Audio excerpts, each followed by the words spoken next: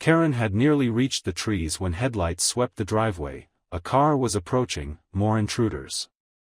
Her heart sank, she was trapped between the house and the newcomers. But instead of joining the search, the car skidded to a stop at the main entrance. An elderly Korean man emerged, followed by 4 younger men in suits. The older man barked orders, and his companions immediately drew weapons, moving with military precision toward the house. Karen watched from her hiding spot as the newcomers engaged the intruders. There was shouting, a brief exchange of gunfire, then silence. The elderly man remained by the car, scanning the grounds. "Miss Sinclair." He called out in accented English, "Karen Sinclair. Daewoo sent me a distress signal. I am Park Sung-min, his friend." Karen hesitated, clutching the gun Daewoo had given her. "Daewoo is in the panic room," the man continued, "he needs your help to get out, the mechanism jams sometimes." This could be another trap, but something in the man and Oppo's demeanor, the dignity, the concern, felt genuine. Decision made, Karen emerged from the shadows, gun raised. "How do I know you and Oppo's, really his friend?" The old man smiled slightly, "Smart girl. Daewoo has a scar on his right shoulder from a knife fight when he was 22, I was there, I stitched it myself." Karen lowered the gun slightly, "That wasn't and Oppo's, something Min-young would know to tell an imposter." "The men who came here," she said, "they were working for Jin-ho." Park nodded grimly, "Jin-ho and Min-young are partners now, in business and otherwise." The final piece clicked into place, not just betrayal, affair, conspiracy, coup. "Let and Oppo's get Daewoo," Karen said, moving toward the house. The aftermath of the attack transformed the quiet mansion into a command center. Park Sung-min and Oppo's men, former military, Karen learned, secured the perimeter, while Park himself examined the security system. They knew the blind spots, Park observed, reviewing footage in Daewoo and Oppo's office, Jin-ho and Oppo's work. He helped install this system. Daewoo, safely extracted from the panic room, was uncharacteristically quiet, watching the playback of Karen and Oppo's evasion tactics with an unreadable expression. "You created excellent distractions," he finally said. "The gas stove was particularly clever." "I and Oppo's watched too many action movies," Karen replied, dabbing antiseptic on a cut on his forehead, an injury from a too rapid transfer into the panic room. "Resourcefulness can and Oppo's be taught," Park commented, studying Karen with newfound respect. "You kept them searching while protecting Daewoo and Oppo's location. Not many trained operatives could have done better." Karen shrugged, uncomfortable with the praise. "I did what needed doing." "That," Park said with a slight bow, "is the highest compliment in our world." As dawn broke, the full picture emerged. Security footage showed the intruders and Oppo's faces clearly. 2 were Jin-ho and Oppo's personal guards. Phone records retrieved from one captured intruder revealed direct communication with Min-young before the attack. "She and Oppo's getting impatient," Park explained as they gathered in the kitchen. "The longer you survive, the more nervous investors become. They backed her coup because they believed you were finished." "And now?" Daewoo asked. "Now they wonder what you might be planning." Park and Oppo's weathered face creased in a smile. "Fear of you is deeply ingrained, my friend, even paralyzed, you make them nervous." Karen prepared coffee, listening intently to this conversation between old comrades. Park Sung-min, she learned, had been Daewoo and Oppo's mentor and accountant for 20 years. He and Oppo's been traveling in Japan when the assassination attempt occurred, returning to find the organization in chaos and Daewoo presumed dead or incapacitated. "I and Oppo's been gathering loyalists," Park explained, "those who remember who built the empire Min-young now claims, those who understand the meaning of honor." "How many?" Daewoo asked. "Enough." Park accepted the coffee Karen offered. "Your overseas interests remain intact." Min-young focused on the Korean operations. Daewoo nodded, mind clearly racing. the Singapore accounts untouched, she doesn't and Oppos, T know about them.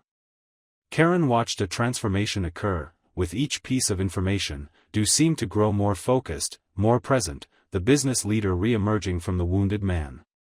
We need to secure those funds, Du decided, move them through the Macau channel, then into the new corporate structure we discussed yesterday. Park looked surprised. You and Oppos, we been busy? Du glanced at Karen. We and Oppos, we been busy. For the first time, Karen saw genuine respect in Park and Oppos' assessment of her, no longer just the caretaker, but a partner in Du and Oppos' resurrection. The American has proven useful, Park acknowledged. Karen, Du corrected, her name is Karen, and she saved my life multiple times while my so-called brothers were dividing my assets. The rebuke was gentle but firm. Park bowed slightly in acknowledgement. My apologies, Miss Karen, old men are slow to recognize new alliances. The day progressed with strategy sessions, security upgrades, and careful planning. Du and Oppos' physical transformation was evident even to Park, who commented on his improved strength and stamina. Your training regimen has been effective, he told Karen privately as they prepared lunch. I Haven and Oppos, T seen him this focused since before the attack. He and Oppos, determined, Karen replied simply. Park studied her. And you, what drives your loyalty to a man you barely know, a man with complicated business interests? Karen considered the question seriously. At first it was principle. I Don and Oppos, T abandon vulnerable people. She glanced toward the office where Du was reviewing documents. Now I believe in what we and Oppos, redoing, reclaiming what was stolen. Justice, Park nodded, a powerful motivator. By evening, the immediate crisis had passed. Park and Oppos' men established a security perimeter around the estate, with rotating shifts and enhanced surveillance. The captured intruder was taken to a secure location that Karen chose not to ask about. As she prepared evening tea, Karen felt a strange sense of belonging. This makeshift war council, Du, Park, herself, had formed a bond forged in crisis. For the first time since coming to Korea, she felt part of something meaningful.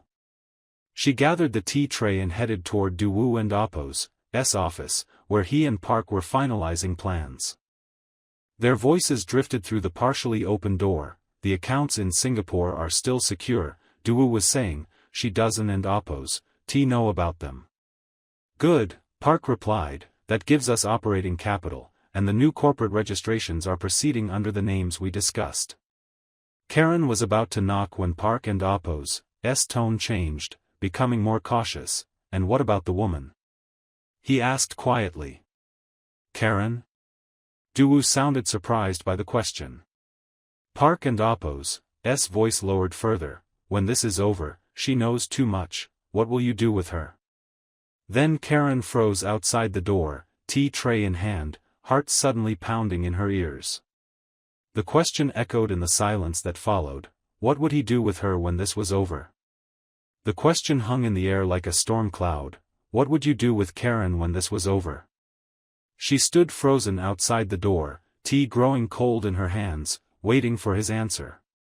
Do with her? Du and Oppos' voice was dangerously quiet. You speak as if she and Oppos' a problem to be solved. She knows names, accounts, operations. Park pressed gently. In our world. She is not in our world, Du interrupted. She is under my protection, permanently. Park sighed. Du, I understand gratitude, but this ISN and Oppos' about gratitude.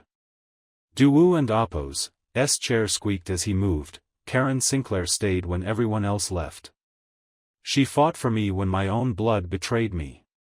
She is not staff, not an employee, she is, he paused, searching for the right word, family, he finally said, his voice firm, and we protect family. That discussion is closed. Karen and Oppos' heart hammered in her chest, family. The word warmed something inside her that had been cold for a long time. Taking a deep breath, she deliberately rattled the teacups and pushed the door open. Tea, she announced, as if she and Oppos' Dee heard nothing. But her eyes met Duwoo and Appo's, and something passed between them, an understanding, a question, an answer. Park glanced between them, his weathered face revealing nothing, but he accepted his teacup with a slight bow that seemed deeper than before.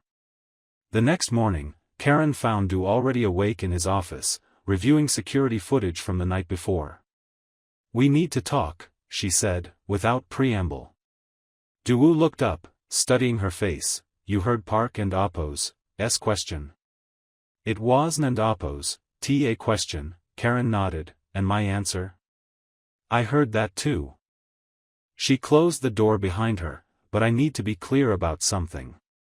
Duwoo gestured to the chair across from him. "Please." Karen sat, gathering her thoughts. "I appreciate that you consider me family, but I need to know where I stand, not just your intentions, but my position in all of this." "What do you mean?" "I mean, I and Appo's am in the middle of what feels like a mob war." Karen leaned forward. "I and Appo's helped access hidden accounts. I and Appo's senior weapons room. I fought off intruders. That makes me," she searched for the right word, "complicit." Duwoo and Appo's expression softened slightly. "You and Appo's worried about legal exposure?" "I and Appo's am worried about a lot of things," she admitted, "including what happens if you win this fight with Min Young. Do I just go back to being the help? Do I leave? What and Appo's the endgame here?" For a long moment, Du was silent, his fingers tapping thoughtfully on his armrest. Then he wheeled around the desk until they were face to face, no barriers between them. "Karen, let me be clear," he said, his voice gentle but serious. "You have never been just the help to me, not from the moment you stayed when everyone else left." He reached into his desk drawer, withdrawing a folder which he handed to her. "What and Appo's this?" she asked. "Open it." Inside was legal paperwork, a contract naming her as Chief Operations Officer of Chasen Enterprises, with a salary that made her eyes widen. "This is one of my legitimate businesses," Du explained, "import-export, real estate development, technology investments.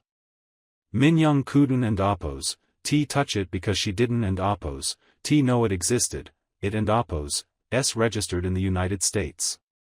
Karen stared at the documents. "You want me to run your company?" "I want you to help me build something new," he corrected, "something legitimate that can and Appo's be taken, something that and Appo's ours." "Ours," she repeated softly. "If you want it," he added, "it and Appo's your choice, always your choice." Karen felt something shift between them, the power dynamic equalizing in a way she hadn't and Appo's expected. "And Min Young, Jin Ho?" Du and Appo's expression hardened. "They tried to kill me, tried to threaten your family, that can and Appo's stand." "What are you planning?" "Justice," he said simply, "not vengeance. We gather evidence, financial fraud, conspiracy to commit murder. We turn it over to the right authorities." "The legal way?" Karen clarified, surprise evident in her voice. "The smart way," Duwoo corrected with a slight smile. "Prison will hurt them more than anything else I could do." Karen studied him, looking for deception and finding none. After a moment, she nodded slowly. "Okay," she said, "I and Appo's am in." "Good." Duwoo extended his hand. "Partners, officially." As their hands clasped, Karen felt as if she and Appo's crossed some invisible threshold, no longer caregiver and patient, no longer employer and employee, something new, something equal. The next 2 weeks passed in a flurry of activity. With Park and Appo's help, they built their case against Min Young and Jin Ho, financial records showing fraud, testimony from loyal employees, even security footage from the night of the attack. Karen absorbed everything Du taught her about corporate structures, international banking, and investment strategies. Her natural intelligence, combined with Duwoo and Appo's patient instruction, accelerated her learning curve. "You and Appo's a quick study," he observed one evening as they reviewed financial projections for Chasen Enterprises. I had good teachers in college, she replied, adjusting a spreadsheet formula, just never got to use my business degree until now. Daewoo looked surprised. You have a business degree? Karen nodded, still focused on the screen. MBA from Georgia State, graduated right before Dad and Appo's accident, then life happened. Why didn't and Appo's you mention this before? She shrugged. You never asked, and in service jobs, being overqualified just makes employers nervous. Daewoo was quiet for a moment. I and Appo's, sorry. Karen looked up. For what? For assuming, he gestured between them, for thinking I was teaching you something new when you were already trained. You are teaching me new things, she assured him, just not basic accounting. They shared a smile, one of many small moments of connection that had begun to fill their days. Their physical training continued as well, with Daewoo and Appo's strength improving remarkably. He could now transfer himself from wheelchair to bed without assistance, navigate the entire house independently, and had developed impressive upper body power. You and Appo's make a good physical therapist, he told Karen after a particularly challenging session. I considered it, she admitted, helping him towel off, but med school costs too much and we already had debts from his care. These glimpses into her past emerged naturally, now shared without the hesitation of earlier days. In turn, Daewoo revealed more of himself, stories of his childhood in a poor fishing village, his brother and Appo's academic success, his mother and Appo's death from untreated cancer because they couldn't and Appo's afford doctors. That and Appo's why I built what I did, he explained one night over dinner, to never be powerless again. And now? Karen asked gently, with your legs? Daewoo was quiet for a moment. I and Appo's learning different kinds of power, he finally said, his eyes meeting hers, thanks to you. The air between them changed, charged with something neither was ready to name. Before Karen could respond, her phone rang, her mother and Appo's number. Mom. She answered, instantly alert, everything okay? Her mother and Appo's voice was tight with worry. The doctors found something on my scan, honey, they want to do more tests. It might be nothing, but the world seemed to tilt beneath Karen and Appo's feet. What kind of tests? When? Tomorrow, they had a cancellation. Her mother and Appo's voice wavered. I didn't and Appo's want to worry you, but your sister and Appo's in finals and I and Appo's be there, Karen said immediately, then glanced at Daewoo, suddenly torn. I mean I and Appo's try to. Daewoo was already shaking his head, mouthing, go. Mom, I and Appo's call you right back, Karen promised, ending the call.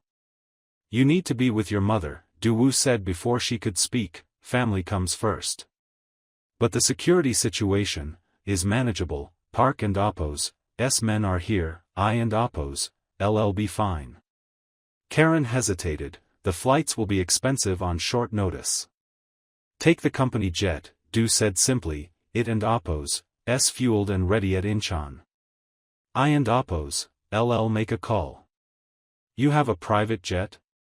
Karen blinked. Chasen Enterprises has a jet, he corrected with a small smile, and its COO needs to return home for a family emergency. 3 hours later, Karen found herself on the steps of a sleek Gulfstream, overnight bag in hand. Everything had happened so quickly, due to efficient arrangements, the car waiting to take her to the airport, security escorts. I feel like I and Appo's abandoning you, she admitted as Daewoo accompanied her to the car. You and Appo's, nod, his hand covered hers briefly, you and Appo's, be back. It wasn't and Appo's, a question, yet she heard the slight uncertainty beneath his confidence. Yes, she said firmly, I and Appo's, be back. The flight to Atlanta felt surreal, luxury surrounding her while anxiety churned in her stomach, her mother and Appo's health, Daewoo and Appo's safety, the strange double life she now led. Karen arrived at Grady Memorial Hospital to find her mother already prepped for tests. Sandra Sinclair looked smaller than Karen remembered, more fragile, but her smile was the same. You didn't and Oppos, have to come all this way, she scolded, though her eyes said differently. Of course I did, Karen hugged her carefully, family first. The next 2 days passed in a blur of doctor consultations, tests, and nerve-wracking waits for results. Karen and Oppos' sister, Tamika, joined them, taking breaks from finals to bring coffee and updates from campus. On the second night, while their mother slept in her hospital room, Tamika cornered Karen in the cafeteria. Okay, spill, she demanded, what and Oppos' going on with you? Karen blinked innocently. What do you mean? I mean, you show up from Korea on a private jet, you and Oppos, wearing clothes I and Oppos, never seen before. Tamika raised an eyebrow, and you keep checking your phone like the president might call. It and Oppos' work, Karen said vaguely, things are complicated right now. Aha, Tamika leaned forward, and does complicated have anything to do with why you mention your boss in every other sentence? I do not. Duwoo would say this, Duwoo thinks that. Tamika mimicked. You talk about him differently than just a boss. Heat crept up Karen and Oppos' neck. It and Oppos' not like that. Then what is it like? Tamika and Oppos' voice softened, because something and Oppos' changed. You look, I Don and Oppos, no, alive in a way I haven and Oppos, seen since before Dad got hurt. Karen stared into her coffee, suddenly unable to find words for everything that had happened. How could she explain the past weeks, the danger, the trust, the strange partnership that had formed in crisis? He needs me, she finally said, not just for care, for everything. And I need, she stopped, surprised by what she and Oppos' almost admitted. You need him too, Tamika finished gently. It and Oppos' okay to say it, you know. Karen met her sister and Oppos' eyes. It and Oppos' complicated, she repeated. The best things usually are. Tamika squeezed her hand. Just be careful, sis. I need you too. Later that night, alone in her childhood bedroom, Karen finally called Duwoo. It was morning in Seoul. How is your mother? He asked immediately. Better than we feared, Karen sighed in relief. Not cancer, some medication issues they and Oppos, readjusting, she and Oppos, be fine. I and Oppos, am glad, his voice was warm, genuine. And you, how are you? Tired, relieved. She hesitated. Missing Korea. The slight pause spoke volumes. Korea misses you too, he replied softly. When will you return? Day after tomorrow, if Mom and Oppos' final tests go well. Good, the relief in his voice was palpable. Things are quieter without you. Karen smiled into the phone. Are you saying I and Oppos, noisy, Mr. Cha? I and Oppos, saying the house feels empty, he answered honestly. I and Oppos, gotten used to your presence. The admission hung between them, unexpectedly intimate. I and Oppos, be back soon, she promised, her voice gentler than intended. After they hung up, Karen lay awake thinking about Tamika and Oppos' observation. Did she talk about do too much? Had something fundamental shifted without her noticing? 4,000 miles away, Duwoo was asking himself similar questions. The mansion felt cavernous without Karen. Her absence was a physical thing, spaces where she should be, silences where her voice should fill. Even Park had commented on his distraction. Duwoo wheeled himself through the empty kitchen, remembering Karen making tea, laughing at his complaints about American coffee, teaching him to fold paper airplanes when boredom threatened during recovery. When had she become essential? Not just useful, not just helpful, essential. The realization hit him with unexpected force. This wasn't and Oppos, gratitude, it wasn't and Oppos, even friendship, it was something deeper, something he hadn't and oppose, felt in, had he ever felt it? Duwoo thought of Min Young, the cold calculation of their relationship, the business arrangement masquerading as marriage. This was different. Karen saw him, not his power, not his wealth, but him, the man beneath the title. And he saw her, her strength, her intelligence, her unwavering loyalty. For the first time since the attack, Duwoo felt truly afraid, not of bullets or betrayal, but of the possibility that she might not return, that he might lose this connection before they and oppose, fully explored what it could be. 3 days later, Karen and oppose's taxi approached the mansion gates. She noticed immediately that something was different. Security had tripled, men in suits at regular intervals along the perimeter wall, additional cameras visible. Has something happened? She asked the guard who checked her ID. Mr. Cha is expecting you, he replied, avoiding the question. As the taxi wound up the driveway, Karen spotted numerous black sedans parked in formation. Important visitors, many of them. Unease pricked along her spine as she entered the house. Voices, multiple male voices, came from the living room. A meeting? Duwoo hadn't and oppose, mentioned anything during their calls. Karen set down her bag, squaring her shoulders before walking toward the voices.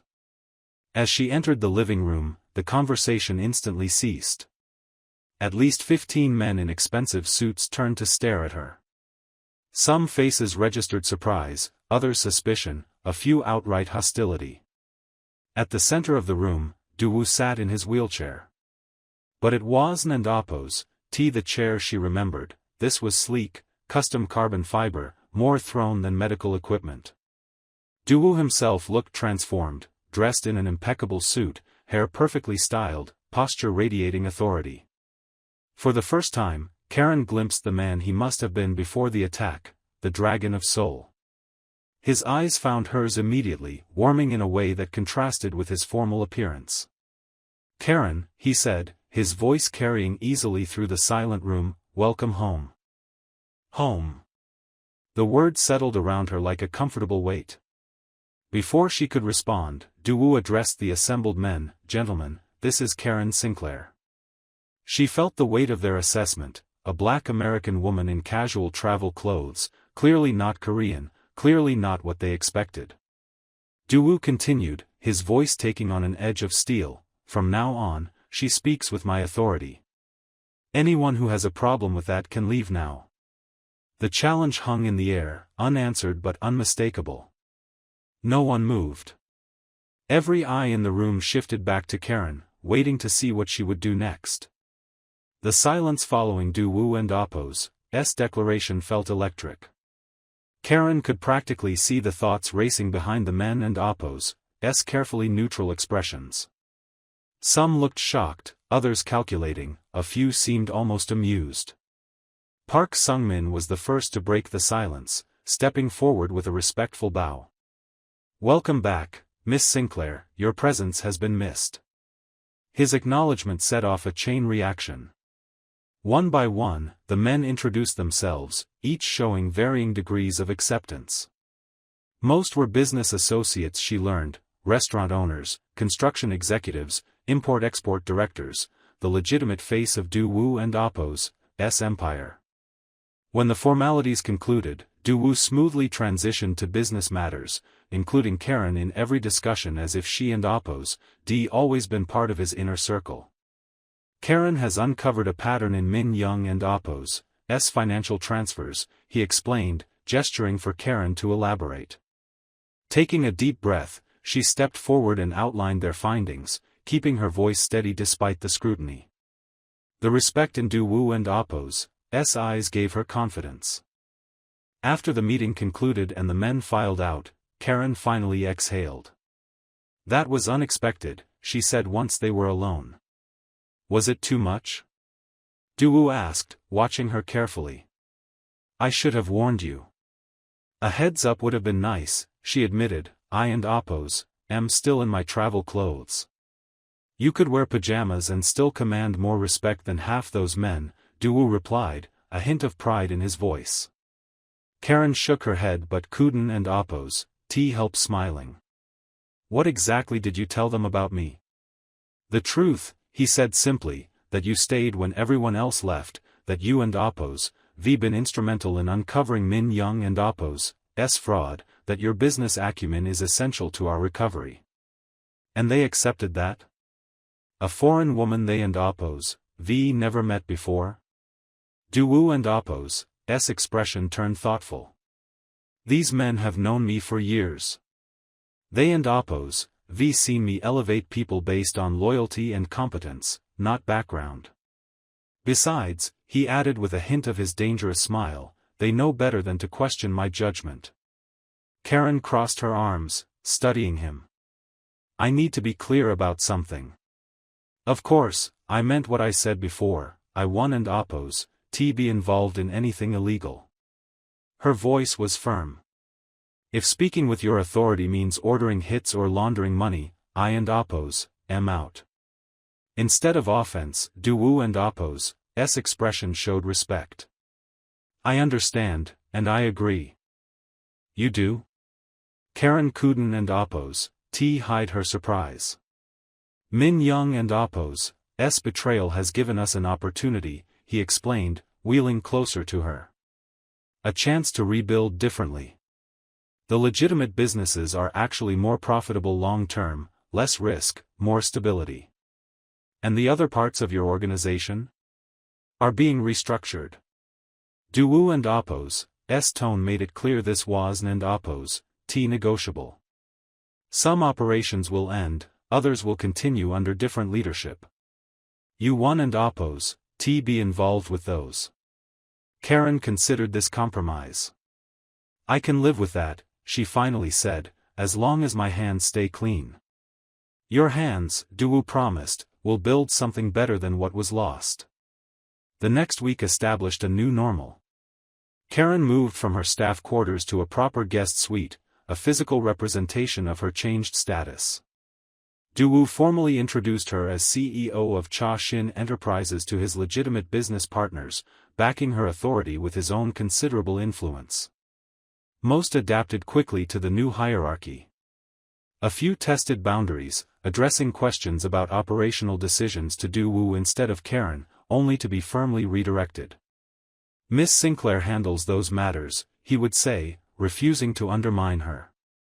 In private, they developed a two-pronged strategy, rebuild the legitimate businesses while gathering evidence against Min Young and Jean Ho. These transfer records, Karen said one evening, pointing to her laptop screen, show a clear pattern of fraud. Min Young moved assets that Warren and oppose, hers to move. The power of attorney complicates things, Duwu reminded her. She and oppose, claim I authorized everything. Except for these, Karen countered, highlighting several transactions. These happened before you signed anything.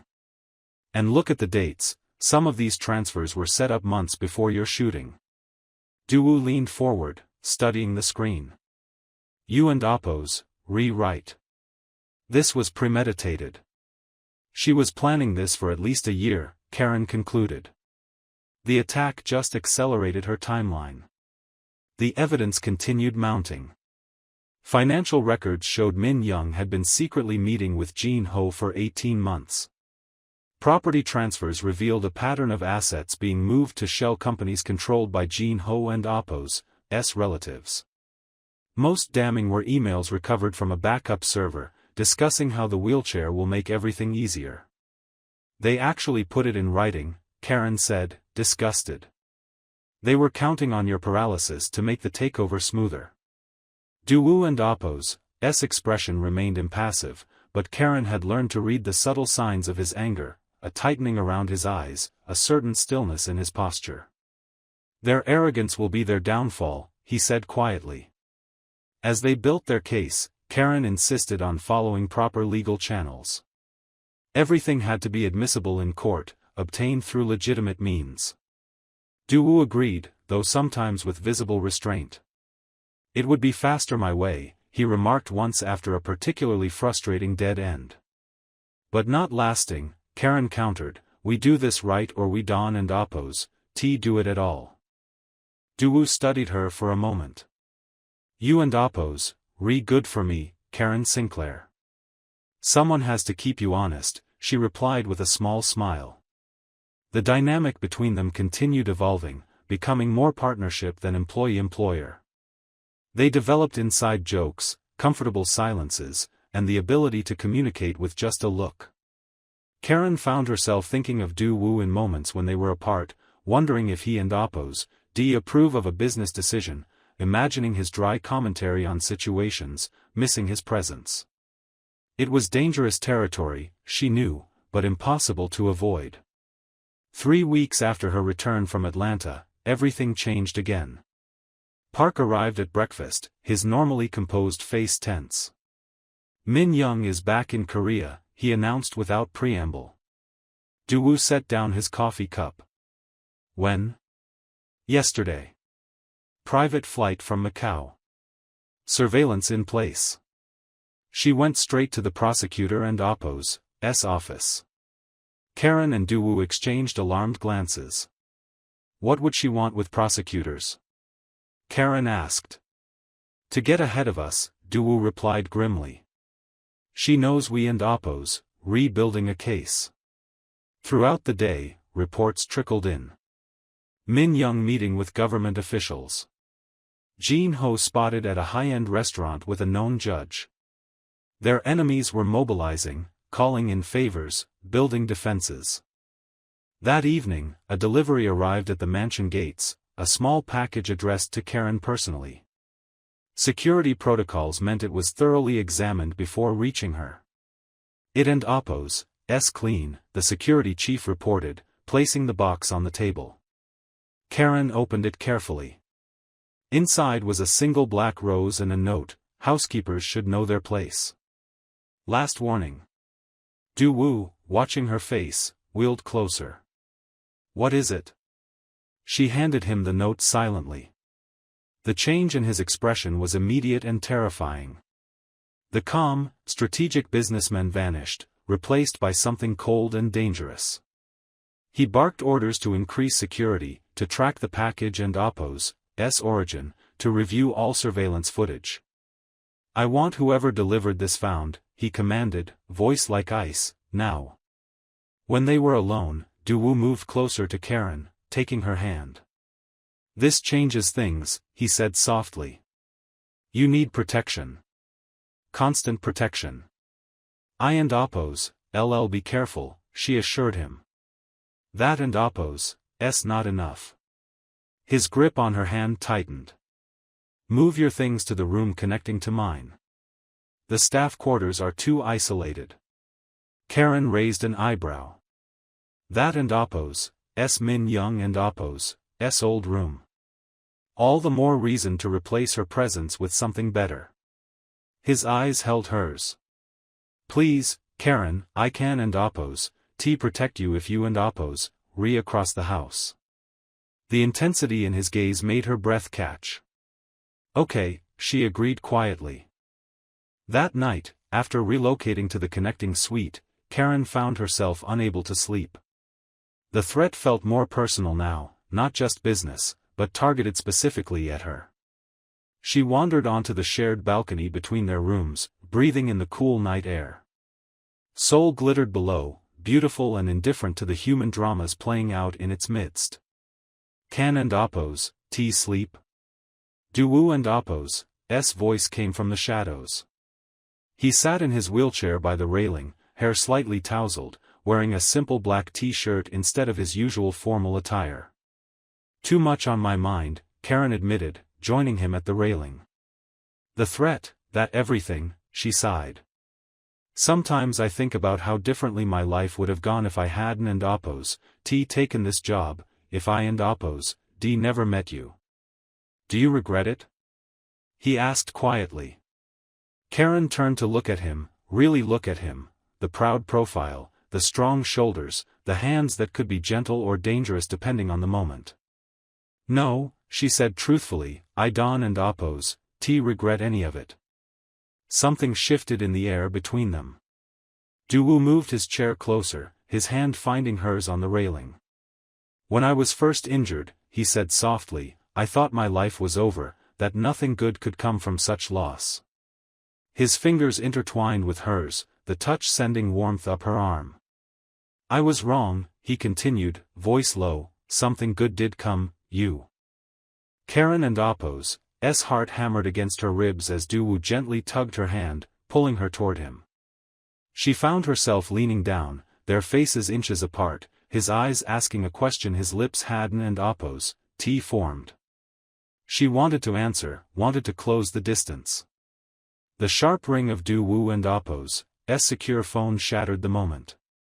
He closed his eyes briefly, frustration evident, before answering. This better be important, he said tersely as he listened.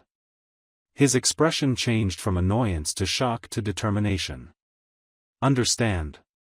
Secure the documents. We and Appo's move immediately.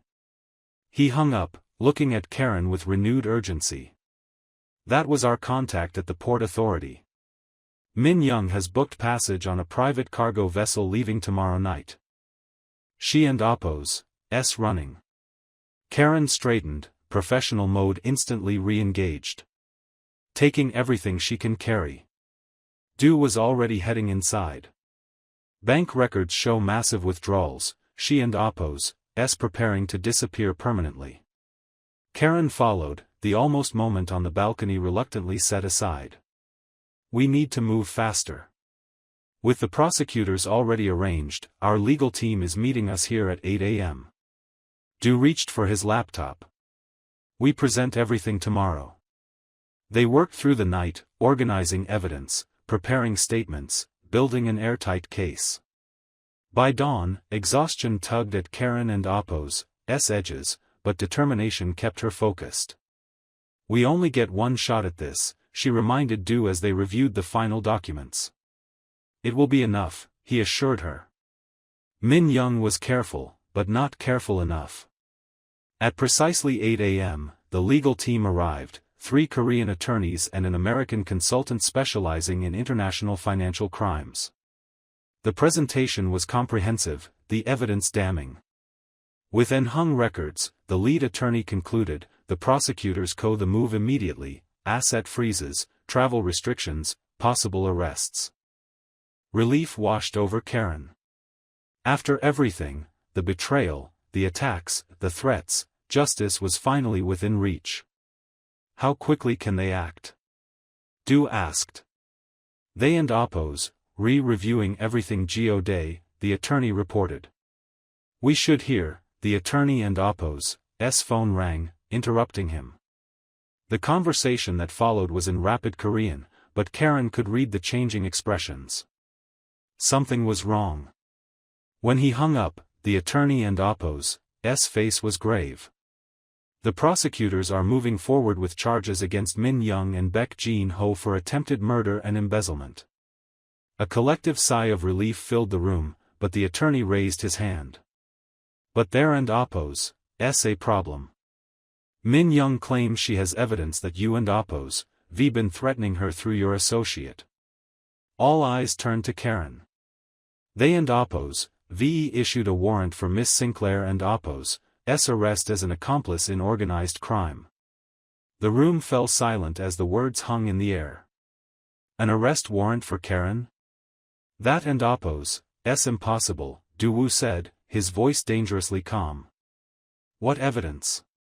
The lawyer looked uncomfortable. Text messages supposedly from Miss Sinclair threatening Min Young, and a witness claiming to have seen her at Min Young and Appo's apartment building the night before the bombing attempt. Karen and Appo's mind raced. I and Appo's never texted her, I and Appo's never been to her apartment. It and Appo's fabricated, Daewoo concluded, but effective. They and Appo's trying to discredit our witness before the case even begins. Park, who had been quietly observing, stepped forward. The warrant is real. My sources confirm it, police could be here within hours. The implications crashed over Karen like ice water. Arrest, jail, a foreign legal system. Even if she was eventually cleared, the damage would be done to the case, to her reputation, to everything they and oppose, D worked for. I and oppose, LL turn myself in, she said, suddenly. All heads turned to her in shock. Karen, do started to protest. It and oppose, the smart play, she interrupted.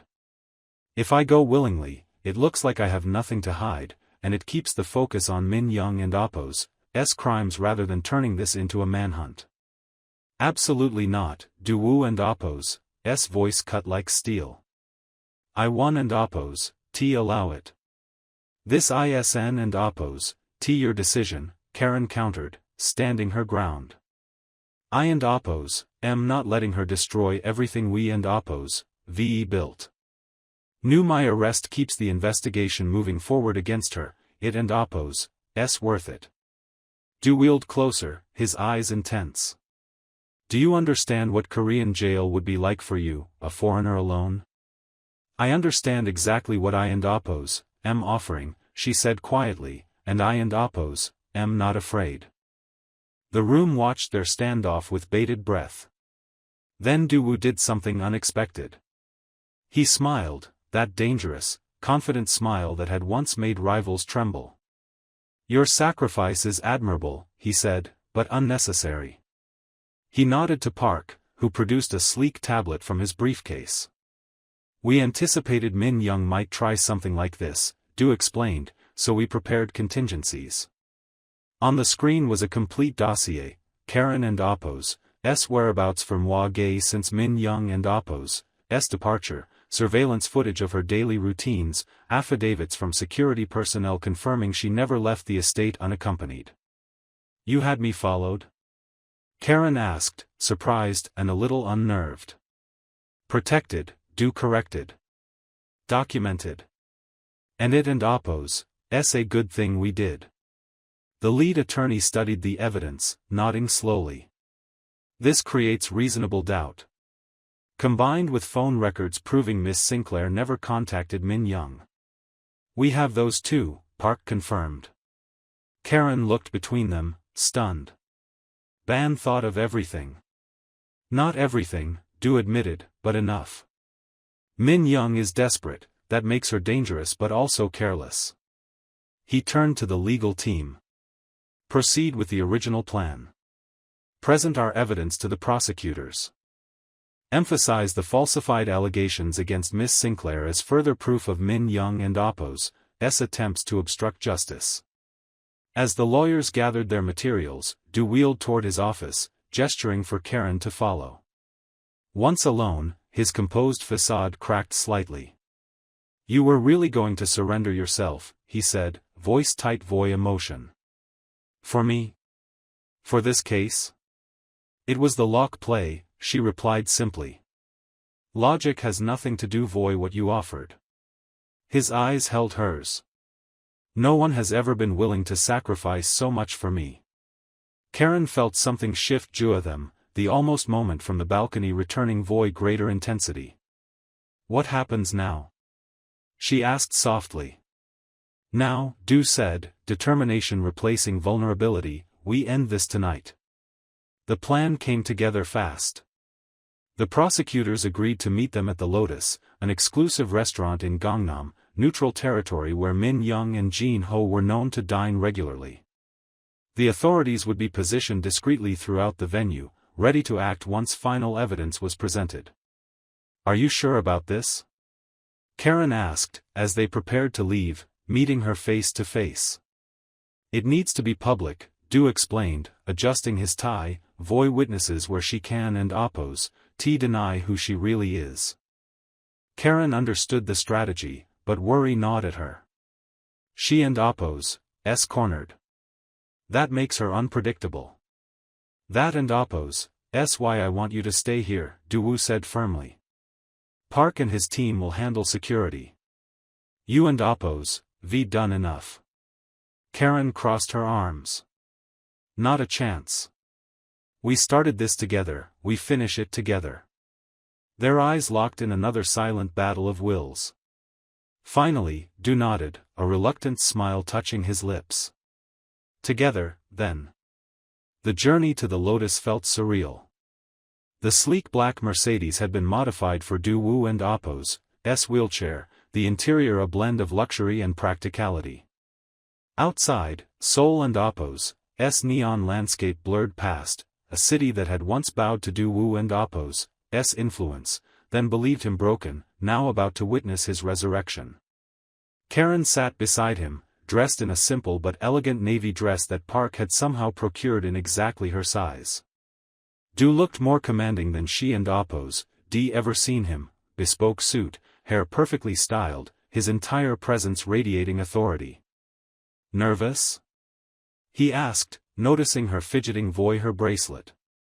Terrified, she admitted a small laugh, but ready. His hand found hers in the darkness of the car. "Whatever happens, remember this, you saved me, in ways that had nothing to do my legs." The simple truth in his words warmed her more than any elaborate declaration could have. The Lotus loomed ahead, its traditional Korean architecture illuminated against the night sky. As their car pulled up to the entrance, Karen saw Min Young and Oppo's distinctive red sports car already parked in the VIP section. "She and Oppo's here," Karen noted unnecessarily. Du squeezed her hand once more before letting go. "Then let and Oppo's not keep her waiting. Before we conclude this story of loyalty, redemption, and unexpected love, I want to thank you for coming this far with me. Stories like this one are why I do what I do, and your support means everything. If you felt something during this journey, please smash that subscribe button right now, and let me know in the comments where you and Oppo's watching from, and which character you connected with most. Now, let and Oppo's see how our story ends." Their entrance was nothing short of theatrical. Du had timed it perfectly, the main dining room at its busiest, Seoul and Oppo's elite gathered for evening meals, conversations flowing with wine and business deals. Then, silence fell like a curtain. Du entered first, his wheelchair no longer a symbol of weakness but a throne from which he commanded attention. Karen walked beside him, not behind, an equal partner rather than a subordinate. Park and two security men followed at a respectful distance. Across the room, Min Young sat with Jin Ho and two other associates.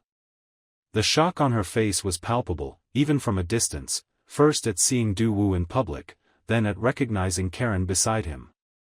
"Quite an entrance," Karen murmured. "She always did appreciate theatrics," Du replied as they approached the table.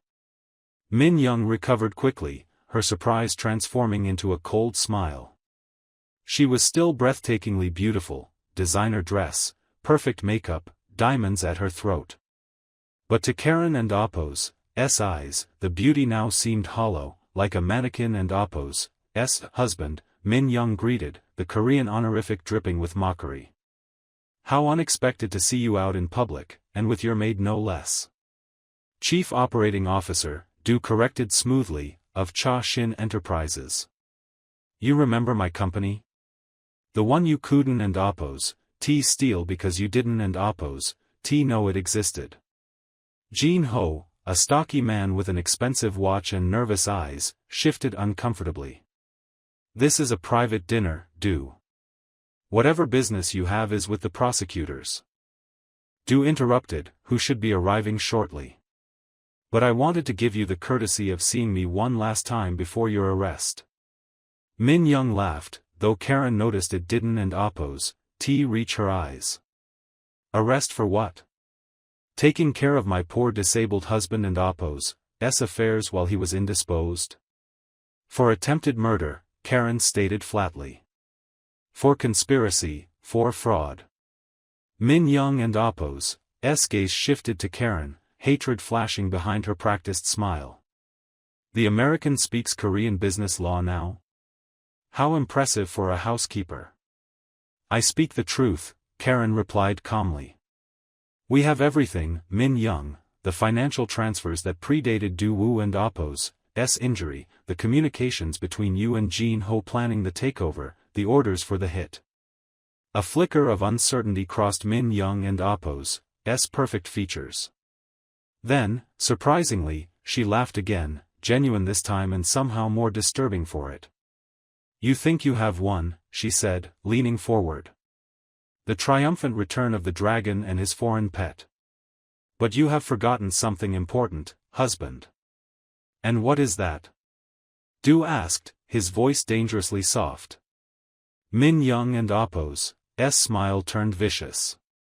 I know where all the bodies are buried. Literally. She glanced meaningfully around the crowded restaurant. How many people here have benefited from your business methods? How many would fall if you took me down? Duwu didn't and Appo's flinch. You misunderstand the situation, Min Young. I am not here to threaten you. I am here to say goodbye. Confusion flashed across her face. What? The evidence has already been delivered to the prosecutors and Appo's special divisions handling financial crimes and attempted murder. People outside our usual circles, people who cannot be bought. Min Young and Appo's composure cracked slightly. You are bluffing. The accounts are already frozen, Karen added, feeling a grim satisfaction as Min Young and Appo's eyes widened. The Macau transfers, the Singapore holdings, the properties in your cousin and Appo's name. All of it. Jean Ho cursed under his breath, already reaching for his phone. One of his associates whispered urgently in his ear. You wooed and Appo's, dare, Min Young hissed, her beautiful face twisting with rage. If I go down, you go down. Alone, Du finished for her. My legitimate businesses continue, my loyal people remain protected. You overestimated your importance, Min Young, just like you underestimated mine. The restaurant and Appo's atmosphere had changed, other diners sensing the drama unfolding.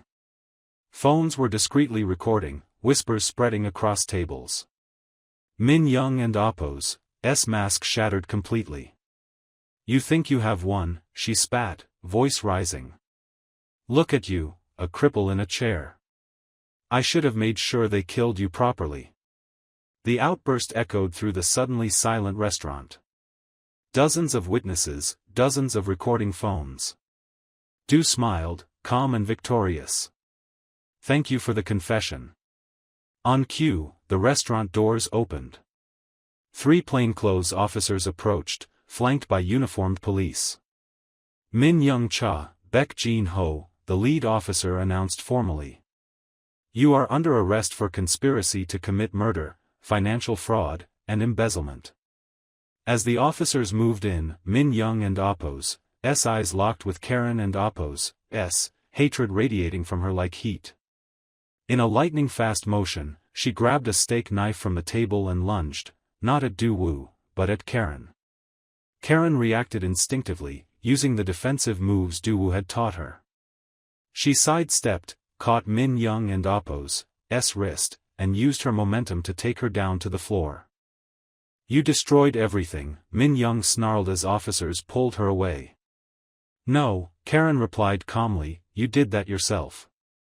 When Min Young and Jean Ho were led out in handcuffs, the restaurant erupted in whispers.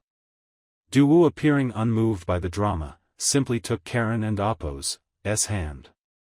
Are you all right? He asked quietly. Karen nodded, the adrenaline slowly subsiding. It and Appo's over. It and Appo's over, he confirmed. But the look they shared told a different truth, something was not ending, something was beginning. 1 month later, Seoul transformed under Spring and Appo's gentle touch. Cherry blossoms bloomed throughout the city, their petals dancing on the breeze like pink snow.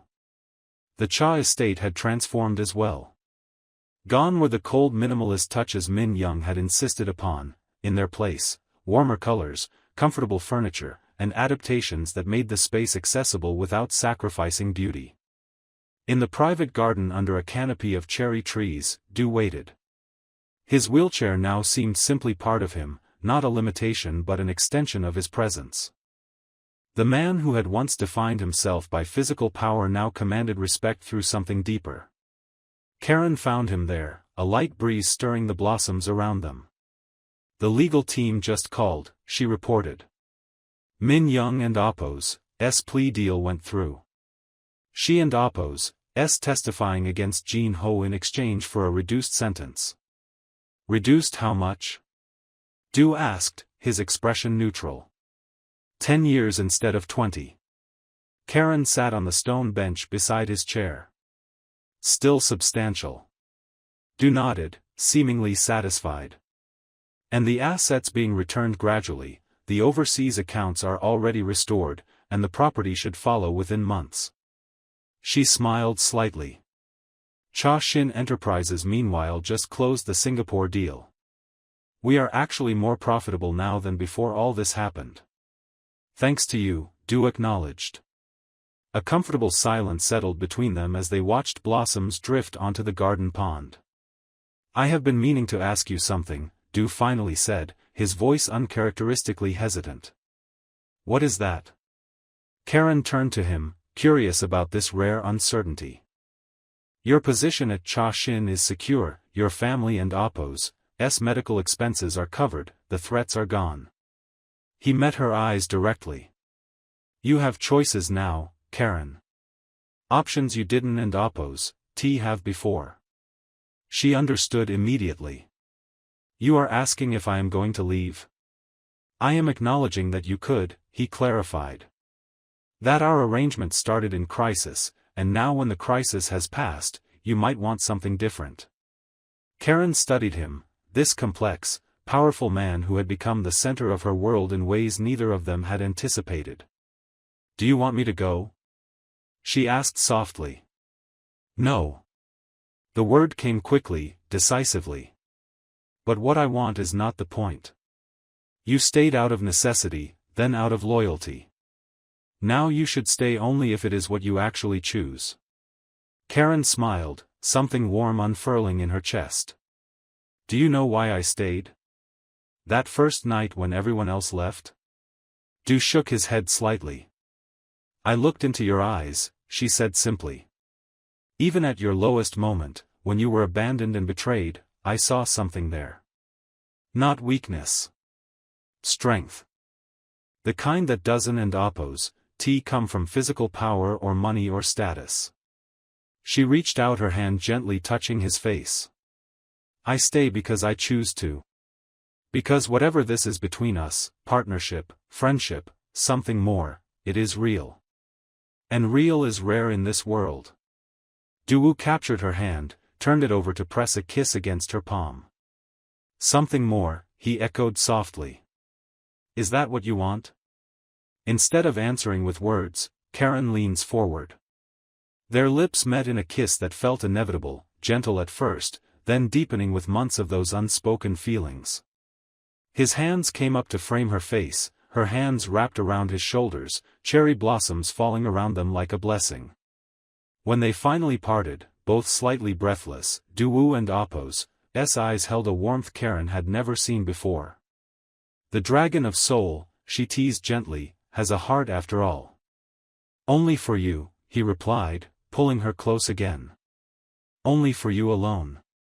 From the garden wall, a security camera silently recorded the scene, its feed monitored in a distant office where other players in Seoul and Oppo's complex power structure watched with interest. The game is not over, just entering a new phase. But this time, neither Karen nor Duwu face the future alone.